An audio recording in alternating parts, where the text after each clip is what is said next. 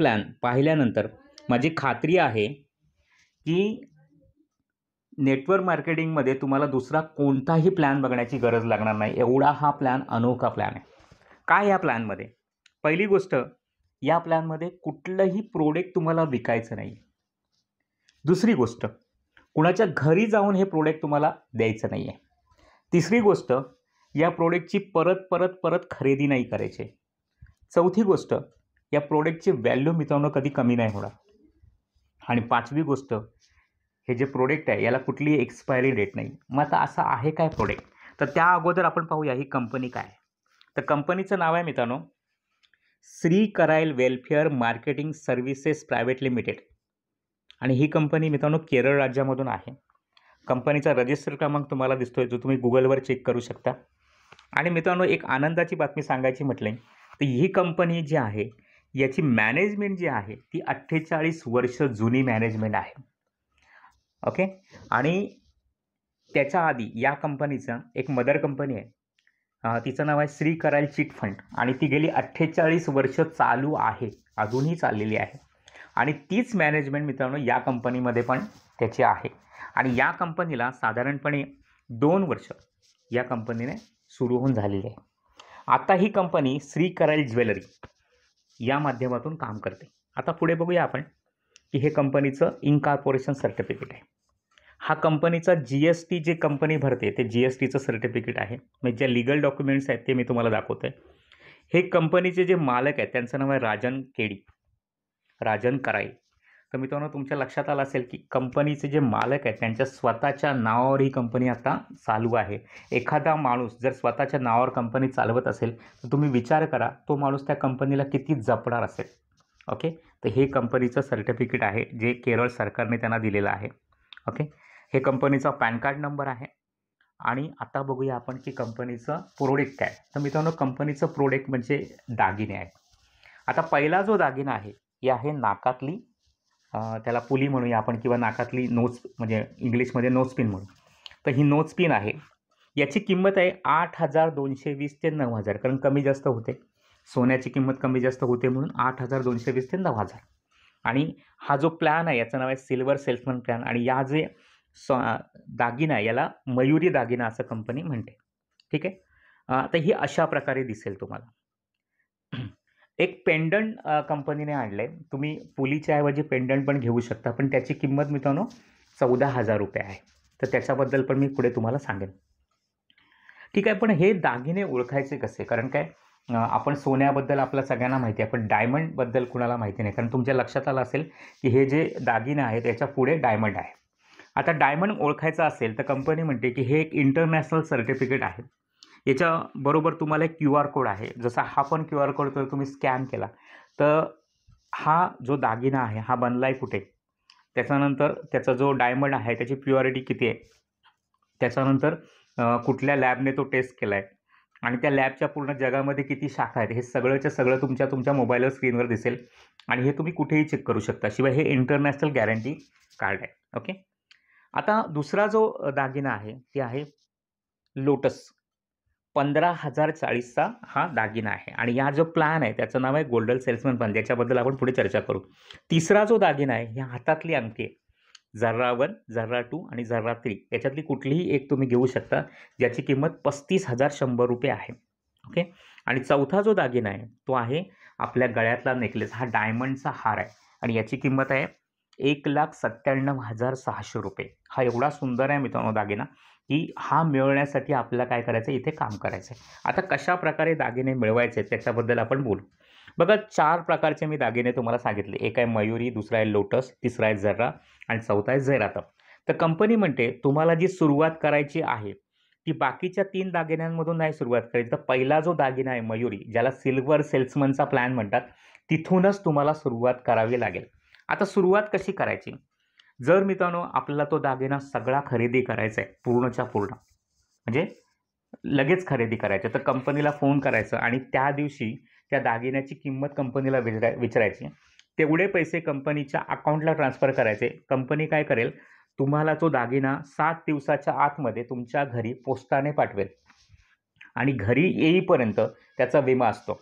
Okay. हा झाली पहिली पद्धत. दुसरी एक पद्धत आहे जी आपण आपल्या सोनाराकडे जातो आणि त्याला सांगतो की मला दागिना खरेदी करायचा आहे, पण मी आता तुला काय करणार, ऑर्डर देणार. ओके, मी तुला ऑर्डर देतो आणि बाकीचे पैसे मी तुला काय करतो, हळूहळू देतो. ज्या दिवशी माझे पैसे पुरे होतील त्यावेळेला मला तू दागिना दे, असं आपण सोनाराला सांगतो. सेम त्या पद्धतीने आपण आपल्या कंपनीमध्ये दागिने खरेदी करू शकतो. लक्षात आलं? तर कशी पद्धत आहे, तर कंपनी म्हणते त्यासाठी तुम्हाला काय व्हावं लागेल, कंपनीचं सभासद व्हावं लागेल. तर कंपनी सभासद होण्यासाठी ₹200 आपली सभासद फी घेते. बघा मित्रांनो, ₹200 ही तुम्ही भरलेली या कंपनीमध्ये पहिली आणि शेवटची रक्कम आहे. ओके, त्याच्यानंतर कंपनी म्हणते तुम्हाला ऑर्डर द्यायची आहे ना, मग तुम्ही ऑर्डर कितीची देऊ शकता, तर कमीत कमी ₹2000 तुम्ही ऑर्डर द्या. बघा, कमीत कमी 2000, तुम्ही जास्तीत जास्त 2000 द्या, 3000 द्या, 4000 द्या, जसे तुमचे पैसे असतील तसे द्या, पण कमीत कमी ₹2000 तुम्हाला द्यावे लागतील. आता सपोज दागिन्यांची किंमत आपला जो आहे त्याची आपण ₹9000 पकडली, तर 2000 आपण काय केली, ऑर्डर दिली, म्हणजे उरतात किती, तर ₹7000 आपले बाकी राहतात.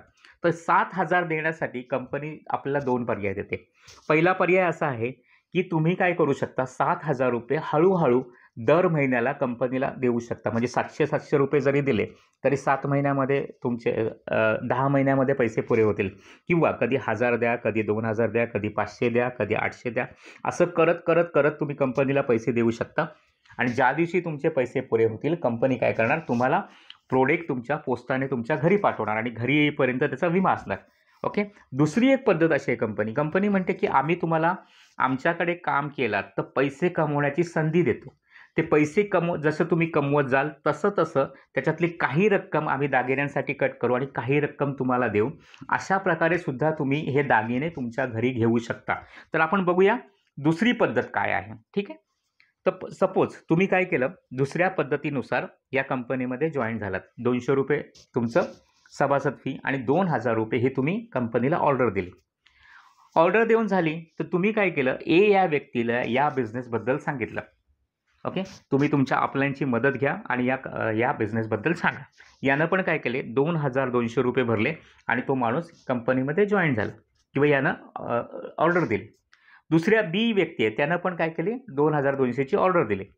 आता ए आणि बी ही व्यक्ती तुम्ही आणलात आणि कंपनीला ती अनोळखी होती आणि म्हणून कंपनी काय करते, तर ह्या एका जोडीचे किंवा याला एक पेअर म्हणतात, 1:1 रेशो म्हणतात.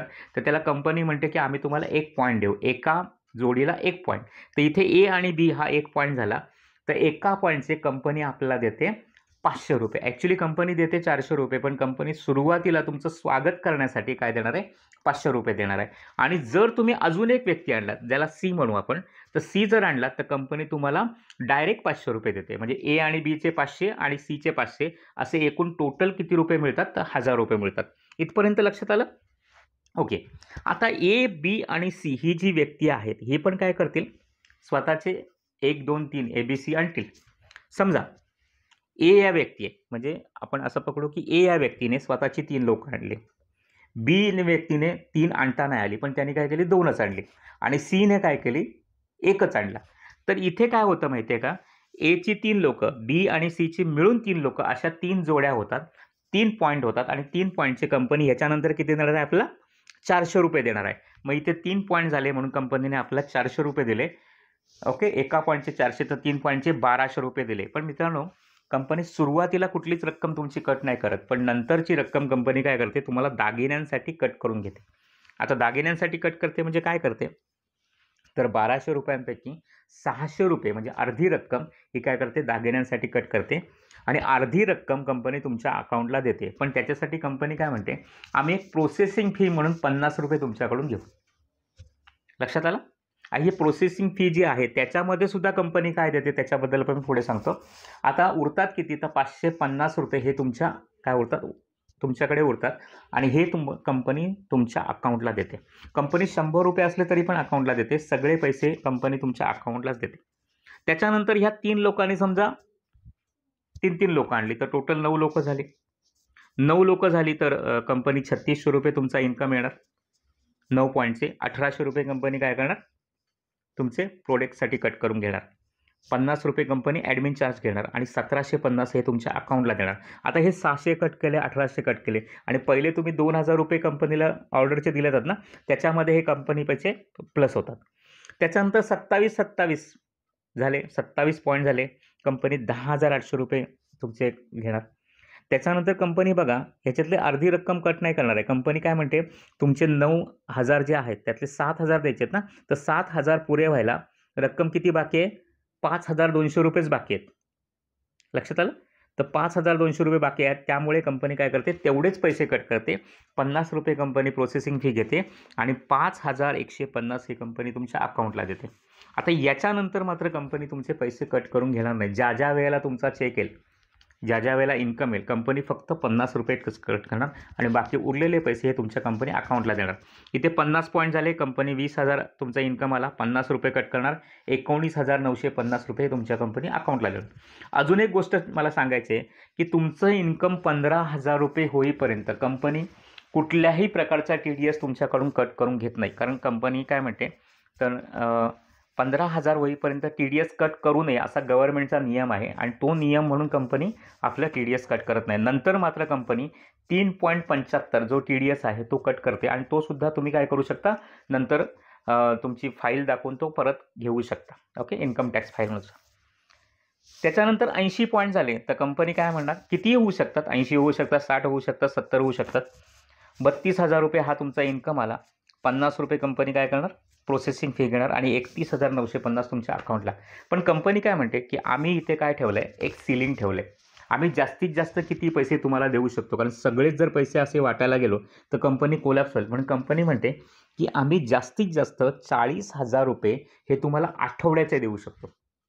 100 पॉईंटचे पैसे आठवड्याचे ₹40,000 तुम्हाला देऊ शकतो. म्हणजे महिन्याचे किती झाले, तर ₹1,60,000. कारण कंपनीचा बिझनेस कसा आहे, गुरुवारी सुरू होतो, बुधवारी संपतो. बुधवारी जो काय बिझनेस आपला होतो आठवड्याचा, त्याचा इन्कम आपल्याला शुक्रवारी किंवा शनिवारी म्हणजे सोमवारच्या आत मिळतो. लक्षात आलं मित्रांनो? तर ₹40,000 ही झालं विकली सेलिंग किंवा ह्याला कॅपिंग असं म्हणतात. म्हणजे 1,00,000